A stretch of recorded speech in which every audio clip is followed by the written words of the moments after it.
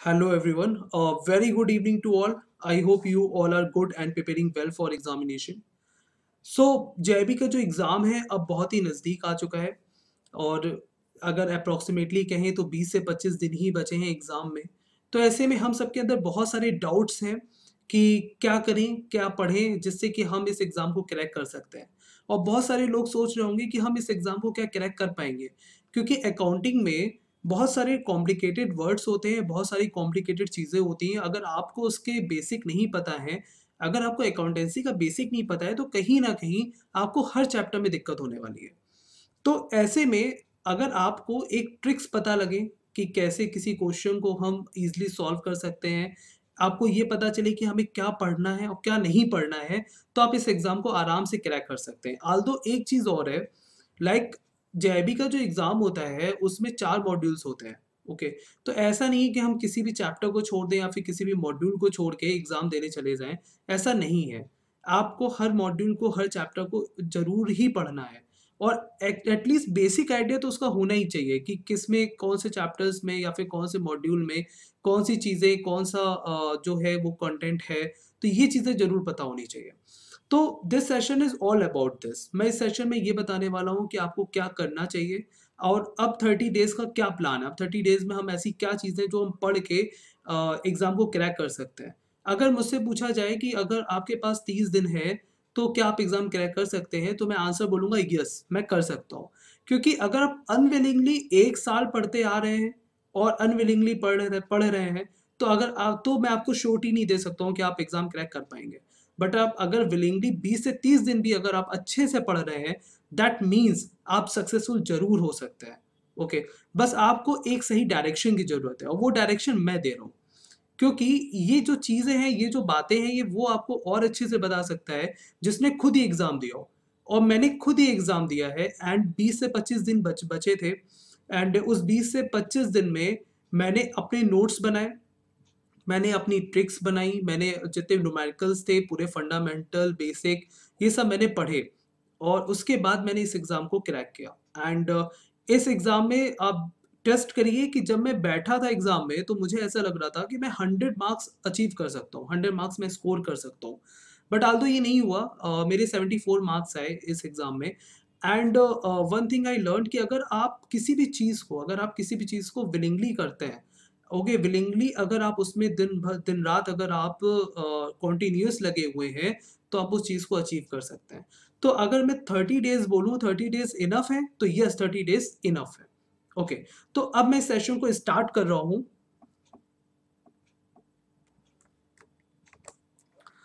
Okay, so bank की जो job होती है वो काफ़ी स्ट्रेसफुल होती है। बैंक की जॉब काफ़ी स्ट्रेसफुल होती है और बैंक से आने के बाद बहुत लोगों का, क्योंकि ये इतना काम करने के बाद बहुत लोगों का पढ़ने का मन भी होता है, बहुत लोगों का नहीं भी होता है। तो ऐसे में क्या होता है कि अगर हम इस टाइम पे अपने स्ट्रेस को अगर हैंडल कर ले जाएँगे तो हम ज़रूर सक्सेसफुल हो सकते हैं। ओके, तो आपको कुछ नहीं करना है, आपको बस ये करना है कि जो भी मैं पढ़ाऊँ, जो भी मैं बताऊँ कि ये चीज़ ये इम्पोर्टेंट है, बस आपको वही मानना है। क्योंकि उसका रीज़न ये है, मैंने ये एग्ज़ाम दिया है और मुझे पता है कि किस तरह के क्वेश्चन्स एग्ज़ाम में आते हैं और उसकी क्या ट्रिक है, उसको करने की क्या ट्रिक है। अगर आप नॉन कॉमर्स बैकग्राउंड के हैं, तो ये आपके लिए बहुत ही अच्छे अच्छे लेक्चर्स होने वाले हैं। क्योंकि अगर आप नॉन कॉमर्स बैकग्राउंड के हैं, तो आपको मैं ऐसी ट्रिक्स बताने वाला हूँ, जिससे कि आपको कुछ सोचना ही नहीं है। आप बहुत आराम से आप उनसे जल्दी कर सकते हैं जिनको कॉमर्स अच्छे से आती है। ओके, आप उनसे अच्छे डेबिट, क्रेडिट और ये सब चीज़ें बहुत आराम से कर सकते हैं। इसकी एश्योरिटी मैं आपको दे रहा हूँ।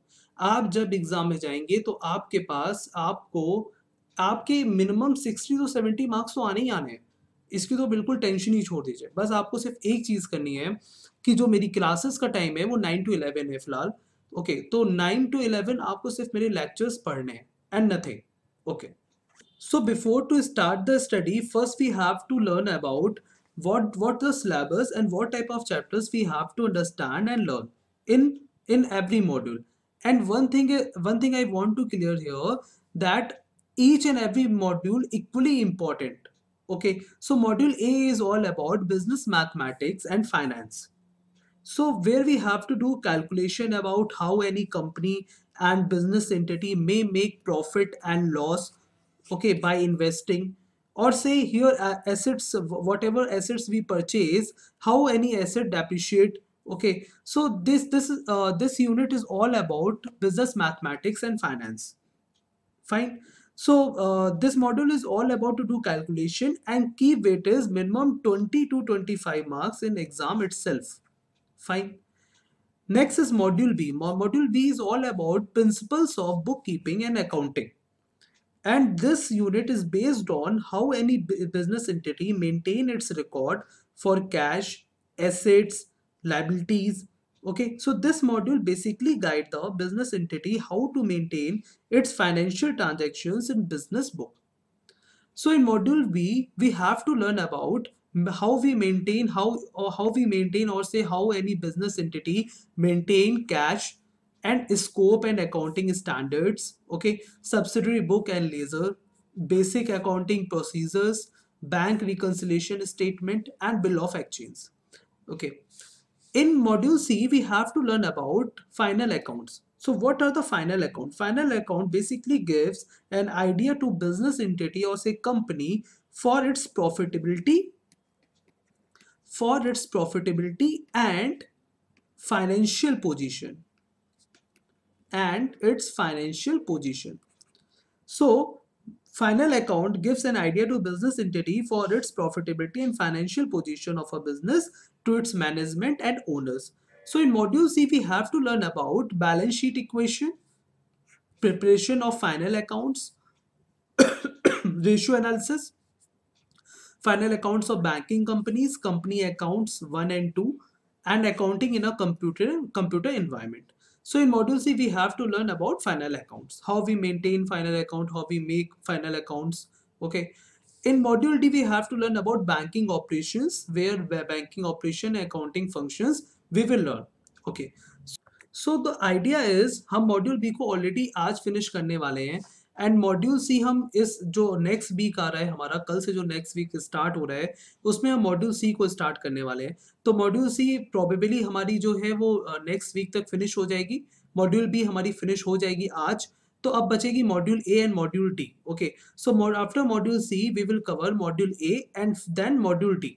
उसके साथ मैं अपने सारे लेक्चर्स में अब एक टेस्ट पेपर को इंक्लूड कर रहा हूँ, और उस टेस्ट पेपर में हमारे जो आज के लेक्चर्स हैं और जो हमारे प्रीवियस लेक्चर्स हैं, उस सारे जो लेक्चर्स के जो अच्छे क्वेश्चंस हैं जो एग्जाम पॉइंट ऑफ व्यू से बहुत इंपॉर्टेंट है, वो सब इंक्लूड रहेंगे. ओके, सो ये आपको हर लेक्चर में देखने को मिलेगा, एंड इससे क्या होगा, इससे आपको एक अच्छे क्वेश्चंस जो होंगे उनकी प्रैक्टिस आपकी बढ़ेगी, वो बहुत अच्छी चीज होगी. साथ में उसमें मैं कॉमन 3 नेम को अपीयर करता हूँ. कॉमन 3 नेम जो भी हमारे पास आते हैं वो विनर होते हैं, और वो विनर होते हैं उस टेस्ट पेपर के, वो टॉपर होते हैं उस टेस्ट पेपर के. ओके, सो ये बहुत ही अच्छी चीज़ है कि यहाँ से मतलब एक प्रिपरेशन के लिए मैं पूरा अपना एफर्ट दे रहा हूँ कि मैं किस तरह से और अच्छा कर सकता हूँ, जिससे कि आपकी प्रिपरेशन बहुत अच्छे लेवल पे हो जाए. सो ये मेरी क्लासेस के टाइमिंग है, एंड क्लासेस के शेड्यूल लेक्चर्स हैं, जहाँ पे हम ये देखेंगे कि हम कौन सा लेक्चर हमें किस दिन पढ़ना है. ओके, सो ऑलरेडी ये जो क्लासेस है वो 6 दिसंबर से स्टार्ट हो चुकी है, एंड 6 को हमने डिस्कस करा था accounting principles and balance sheet equation के क्वेश्चन सॉल्व करे थे, एंड 8 दिसंबर को हमने अकाउंटिंग स्टैंडर्ड को किस तरह से इजी वे में लर्न कर सकते हैं वो हमने समझा था. और 10 दिसंबर को हमारा जनरल एंट्री का लेक्चर 1 हो चुका है, एंड जनरल एंट्री का लेक्चर 2 जो है वो आज फिनिश होने वाला है. तो इस तरह से मॉड्यूल बी जो है वो एक वीक में कवर कर चुके हैं. तो आप देख सकते हैं कि एक वीक में हमने बहुत ही इफेक्टिव प्लान बना के हमने उस चीज़ को एग्जीक्यूट करा है, और नेक्स्ट वीक भी हम जो है वो जो आपकी मॉड्यूल सी है वो उसको फिनिश कर देंगे. तो इस तरह से ये जो प्लान है, इस प्लान से मैं आपको 100% एश्योरिटी दे रहा हूँ कि आप 100% सक्सेसफुल होगे इस प्लान के साथ. और मुझे पता है कि किस तरह के क्वेश्चंस एक्चुअली एग्जाम में आएंगे, और किस तरह की चीज़ की आपको लोग को रिक्वायरमेंट है, जिससे कि आप एग्जाम में अच्छे मार्क्स क्रैप कर सको. ओके, सो ये मेरा पूरा मास्टर प्लान है कि किस तरह से हमें मतलब इस पूरे मंथ को कवर करना है, और हमें क्या एग्जैक्टली पढ़ना है. तो सिर्फ आपको 2 घंटे देने हैं, एंड नथिंग एल्स. ओके, तो आज से आप इस बैच को ज्वाइन कर सकते हो, और सबसे अच्छी बात ये है कि आपको केवल 20% पे करना है इस पैकेज का. यू ओनली हैव टू पे 20%, और आपको जो है 80% डिस्काउंट मिलेगा विद द कोड Y422. अगर आप Y422 अप्लाई करते हैं तो आपको 80% डिस्काउंट मिलेगा इस पैकेज पे। Okay, so don't skip this opportunity and join me today in AFB English Medium batch with code Y422. Okay, and very best wishes for your preparation. Thank you so much.